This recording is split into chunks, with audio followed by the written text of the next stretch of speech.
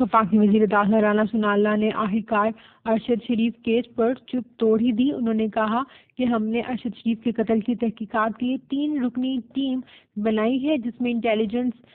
Bureau I B, inter services intelligence services I S I اور federal investigation agency F I A کے نمائندے شریک ہوں گے۔ یہ 3 رکنی ٹیم ہائی پروفائل قتل کی تحقیقات کے لیے فوری طور پر کینیا روانہ ہوگی اور اپنی رپورٹ وزیر داخلہ کو جمع کروائے گی۔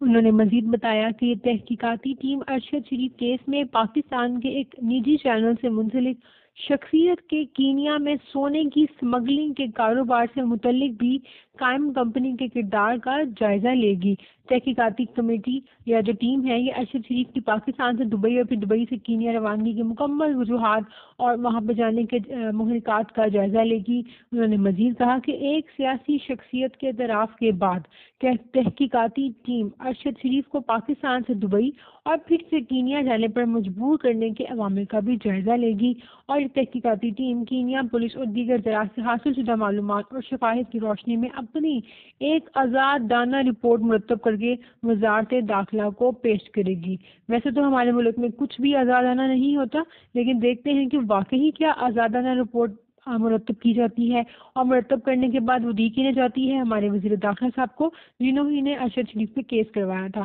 سو دیکھتے ہیں کہ اس کیس کا کیا بنتا ہے، لیکن یہ جو اوپر سونے کے انہوں نے اسمگلنگ کے کیس کا ذکر کر دیا ارشد شریف کے کیس کے ساتھ، یہ تو میری سمجھ سے بالا تر ہے۔ اگر آپ لوگوں کو